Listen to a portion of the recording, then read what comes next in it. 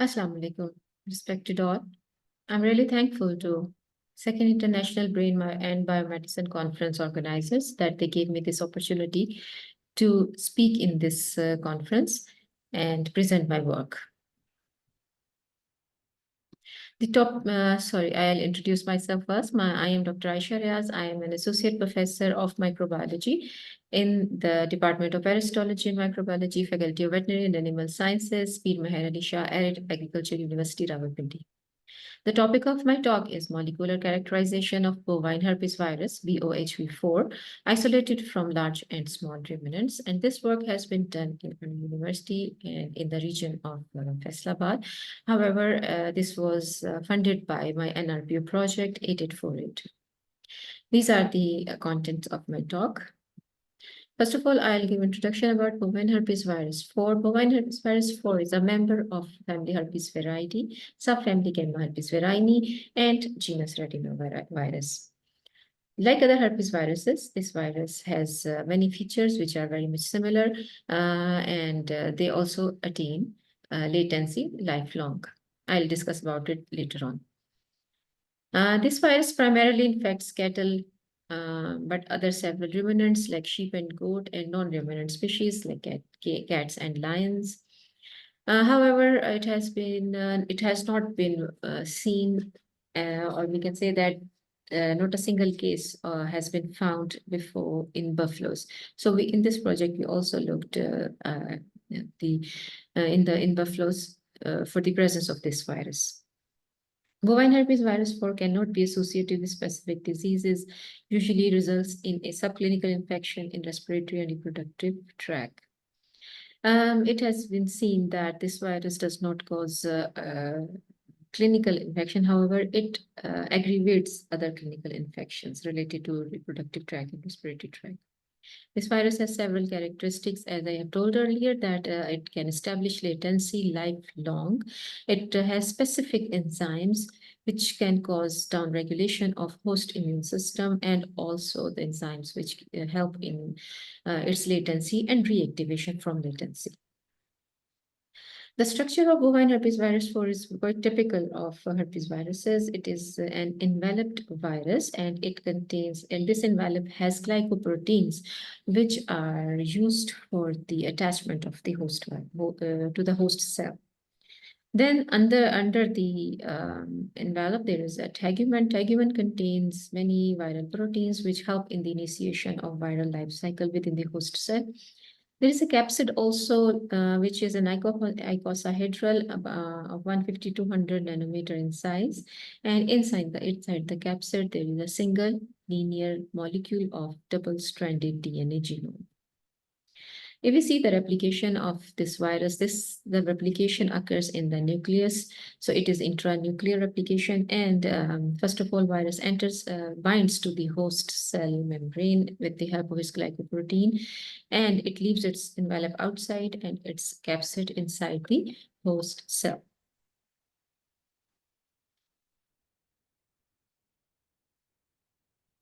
Then from here, it goes in only the capsid dissociates and its DNA enters into the nuclear membrane, pass through the nuclear membrane, enters into the nucleus. This virus has 3 sets of genes, measured early, and late genes, and each set of gene they encodes several proteins. The first 2 sets, they encode proteins which are non-structural, like different enzyme, like enzyme related to the replication, enzyme related to its different metabolic activities, whereas its late set of gene, it encodes the different proteins which are for structure, for making of its capsid, its egress from the cell. Different clinical conditions which are associated with bovine herpes virus 4 infection includes, if we talk about reproductive tract diseases, it also involved in mastitis, abortion, endometritis, vulvovaginitis. It also causes skin lesions. It causes respiratory tract infections and cause pneumonia, respiratory tract infections, digestive tract infections like diarrhea, and skin keratoconjunctivitis as well. Pathogenicity is not very well known. However, we can say its behavior is very much like other herpes viruses. It mainly transmitted via nasal and uterine exudates, replicates primarily within epithelial cells in the mucosa, following the propagation within the blood lymphocytes. Especially, it has propensity towards endometrial and endothelial cells. As I told earlier, that this virus can attain latency within the lymphocytes. Once it enters into the lymphocyte, it goes into the latent cycle. This virus has two life cycles, lytic cycle and latent cycle. In the primary infection, first of all, it completed its lytic cycle, and then it goes into the lymphocytes where it attained latency, where there is very little gene expression there. Following primary infection, VOH4 establish a latent infection, as I told earlier, by residing in peripheral blood leukocytes, the nervous system, and lymphoid organs as well. The virus infects mononuclear blood cells, and this peculiarity allows it to be distributed in the whole body. That's why it can infect reproductive tract, respiratory tract, skin, and different other systems of the body. Recovered animals are frequently latent carriers of infection and will shed virus sporadically, thus serving as a source of infection for others. I'll go through with the diagnosis, prevention, and control very quickly. Then I'll come to my research and results and discussion. This virus usually we can isolate its samples from nasal and vaginal secretion or from other continuous cell culture. Viral DNA can be easily isolated from the lymphocytes, leukocytes, and we can perform polymerase chain reaction. However, if you find that the PCR is positive, we cannot directly relate it with the disease which was observed. As I told earlier, that this virus can cause subclinical infection as well. The detection of BOHP4 may only reflect the presence of mononuclear cells acutely or latently infected. We can also check the antibodies using ELISA and indirect immunofluorescence assays. Vaccines are not very readily used in Pakistan. There has not been any vaccine introduced yet. BOHP4 infection control can be undertaken in a farm with the exclusive use of hygienic measures. Seropositive animals are considered as latently infected and must be removed, and post-parturiate infected cows must be isolated because the carriers they remain a source of infection for the healthy animals all over their life. So, what was the need of the study? So as we know that in Pakistan, livestock is a huge is playing a huge role in the GDP. And the diseases which can cause economic losses to the livestock, they include mastitis, abortion, endometritis, vulvaginitis, infertility, and stillbirth. They are very common all across the Pakistan, and it's the work on these viruses, which are causative agent of these diseases, should be done. In Pakistan, in most rural areas, it is common to practice mixed farming, thereby keeping virus reservoirs and susceptible animals in close proximity. So farmer from one animal to other animal or from carrier to healthy animals, virus can be transmitted. Therefore, it is likely that VOH4 transmission occurs, but due to lack of lab testing and awareness, the focus on virus diagnosis is compromised. Because in Pakistan, I haven't studied any VOH4 research paper, and there can be the reason. The lack of awareness can be the reason. This study was designed to find out whether VOH4 is circulating in cattle and buffaloes in Pakistan. And here, nested PCR and indirect ELISA was used to investigate the presence of VOH4 in cattle and buffaloes. Here I wrote Chakwal, in Faisalabad, Pakistan.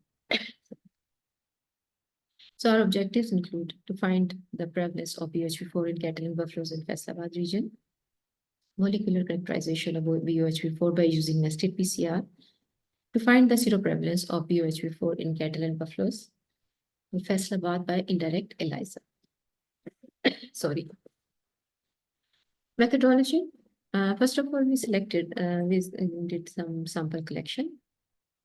Milk samples were taken from animals suffering from mastitis. Tissues were also taken from animals suffering from respiratory illnesses, and blood and serum samples were taken from healthy animals. So we took a total of 70 blood samples from cattle, 130 from buffalo, and total of 200.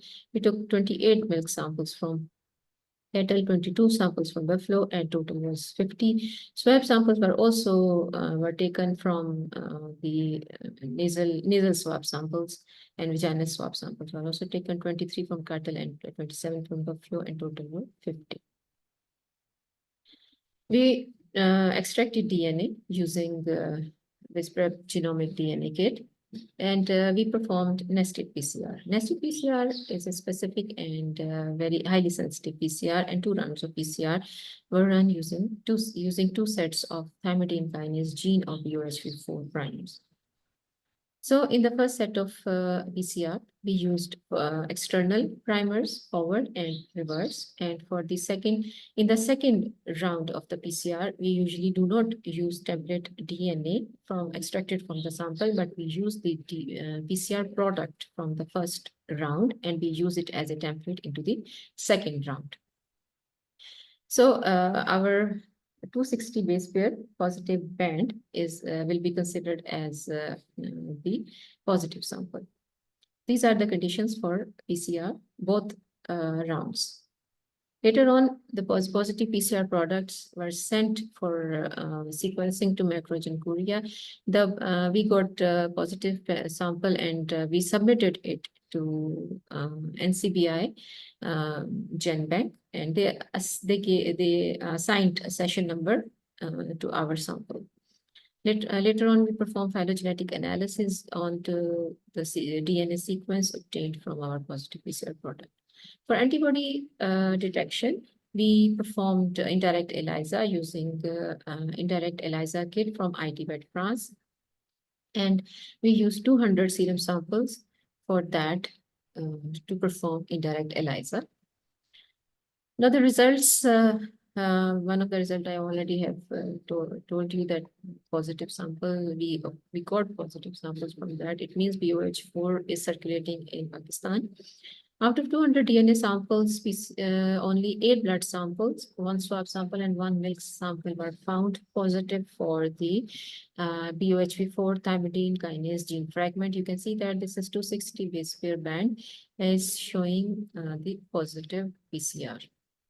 The prevalence of BOHV4 in blood samples were found 4%, while the prevalence was found in, and swab samples were found in 2%.